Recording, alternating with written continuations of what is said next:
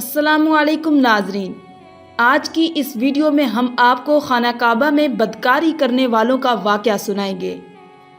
ناظرین، فتح مکہ کے بعد حضرت محمد صلی اللہ علیہ وآلہ وسلم خانہ کعبہ میں داخل ہوئے اور وہاں موجود تمام تصاویر کو باہر نکال دیا۔ ان تصاویر میں حضرت ابراہیم علیہ السلام کی تصویر بھی شامل تھی۔ اس کے بعد آپ صلی اللہ علیہ وآلہ وسلم نے حضرت علی کے ساتھ مل کر خانہ کعبہ میں موجود تمام چھوٹے بڑے بتوں کو توڑ ڈالا۔ آپ بت توڑتے جاتے اور ورد کرتے جاتے کہ حق آ گیا اور باطل مٹ گیا، بے شک باطل نے مٹ جانا تھا، یہاں تک کہ خانہ کعبہ کو شرک کی تمام برائیوں سے پاک کر دیا۔ اس کے بعد آپ صلی اللہ علیہ وآلہ وسلم نے صفا اور مروہ پر موجود دو بت جن کے نام اصاف اور نائلہ تھے وہ بھی توڑ ڈالے، مگر ایک حیران کن بات یہ ہے کہ یہ بت انسانوں کے ہاتھوں سے تراشیدہ بت نہ تھے، بلکہ یہ دونوں بت ایک مرد اور ایک عورت کے تھے، جو کہ ایک انتہائی غلیظ گناہ کا شکار ہو کر رہتی دنیا تک عبرت کا نشان بن گئے۔ آئیے دور قدیم کے اس عبرت ناک واقعے پر کچھ روشنی ڈالتے ہیں۔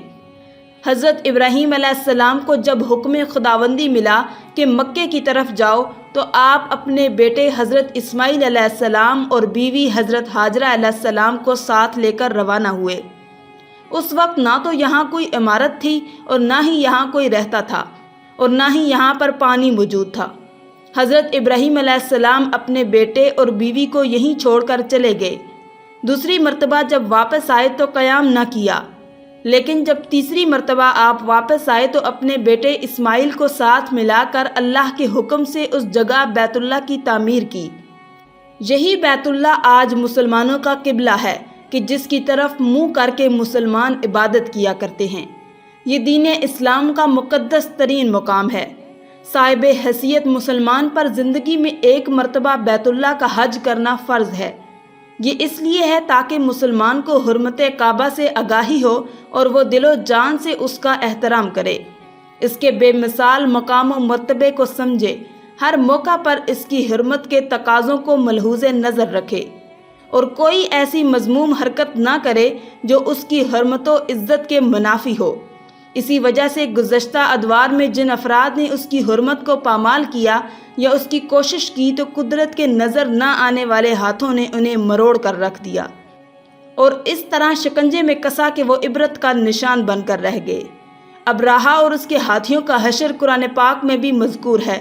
اس کے علاوہ احادیث و تاریخ میں ایسے کئی واقعات ملتے ہیں جن سے حرمت کعبہ کی پرواہ نہ کرنے والوں کے عبرت ناک انجام کا پتہ چلتا ہے۔ ان میں سب سے عبرت ناک مثال اصاف اور نائلہ کے بتوں کی ہے۔ ان کا قصہ یہ ہے کہ عہد جاہلیت میں اصاف قبیلہ بنی جرہم کا ایک شخص تھا جس کا پورا نام اصاف بن یالا تھا، اور نائلہ ایک عورت تھی، اس کا پورا نام نائلہ بنت یزید تھا۔ یہ بھی جرہم قبیلے سے تھی۔ قبیلہ جرہم وہ قبیلہ تھا جو سب سے پہلے مکہ میں آ کر آباد ہوا، سو یہ قبیلہ بیت اللہ شریف کے اطراف میں ہی رہا کرتا تھا، لیکن بعد میں شکست خوردہ ہو کر یہ یمن جا بسا۔ اب یہ دونوں یعنی اصاف اور نائلہ یمن میں ہی رہا کرتے، ان کے بیچ ناجائز تعلقات تھے۔ ایک مرتبہ قافلے کے ساتھ حج کرنے دونوں مکہ آئے۔ یہ اس اثناء میں کعبہ میں داخل ہوئے کہ یہاں کوئی اور موجود نہ تھا۔ اس تنہائی سے فائدہ اٹھاتے ہوئے ان دونوں نے خانہ خدا میں بدفعلی کا ارتکاب کیا۔ ان دونوں پر اسی وقت اللہ کا عذاب نازل ہوا اور وہ دونوں پتھر کے بن گئے۔ جب دوسرے لوگ خانہ کعبہ میں گئے اور انہیں اس حالت میں پتھر بنے دیکھا تو لوگوں نے انہیں خانہ کعبہ سے اٹھایا اور باہر لا کر رکھ دیا تاکہ آنے جانے والے لوگ ان کے دردناک انجام سے عبرت حاصل کریں، لیکن اس عمل کا نتیجہ کچھ اور ہی نکلا۔ لوگوں نے اصاف کے بت کو اٹھا کر صفا کے مقام پر رکھ دیا اور نائلہ کے بت کو اٹھا کر مروہ کے مقام پر رکھ دیا، اور ان کی سزا یہ تجویز کی گئی کہ جو شخص بھی صفا اور مروہ پر جائے ان دونوں کو ایک ایک جوتا رسید کرے۔ ایک دو نسلوں تک تو یہ عمل جاری رہا، پھر لوگوں نے انہیں جوتوں کی بجائے تھپڑ رسید کرنا شروع کر دیے۔ کچھ نسلوں بعد لوگ انہیں صرف ہاتھ لگایا کرتے، یعنی رفتہ رفتہ لوگوں نے ان سے عبرت حاصل کرنا کم اور انہیں پوجنا زیادہ شروع کر دیا۔ یہاں تک کہ حضور پاک صلی اللہ علیہ وآلہ وسلم کے دور تک یہ دونوں بت مکہ کے بڑے بتوں میں شمار کیے جاتے۔ لوگ ان کے آگے سجدہ کیا کرتے اور قربانی بھی چڑھاتے۔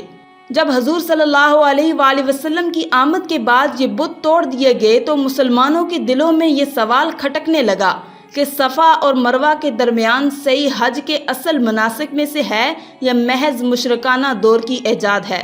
چنانچہ اس آیت کے ذریعے اللہ تعالیٰ نے مسلمانوں کی اس غلط فہمی کو دور کر کے صحیح بات کی رہنمائی فرما دی، جس کا ترجمہ ہے بے شک صفا اور مروہ اللہ کی نشانیوں میں سے ایک ہے، پس جو کعبہ کا حج یا عمرہ کرے تو اس پر کوئی گناہ نہیں کہ وہ ان کے درمیان طواف کرے، اور جو کوئی اپنی خوشی سے نیکی کرے تو اللہ قدردان جاننے والا ہے۔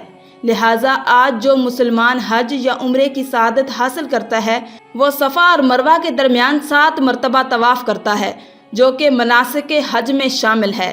اس کے علاوہ بھی تاریخ میں ایسے واقعات کی کمی نہیں ہے کہ جو لوگ بیت اللہ شریف کی بے حرمتی میں ملوث ہوئے وہ رہتی دنیا تک عبرت کا نشان بن گئے۔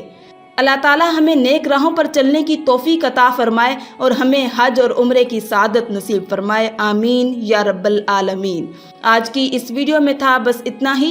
مزید اسلامی ویڈیوز حاصل کرنے کے لیے اللہ کی شان چینل کو سبسکرائب کر دیں اور ساتھ میں موجود بیل کے آئیکن کو دبا کر آل پر کلک کر دیں۔ شکریہ۔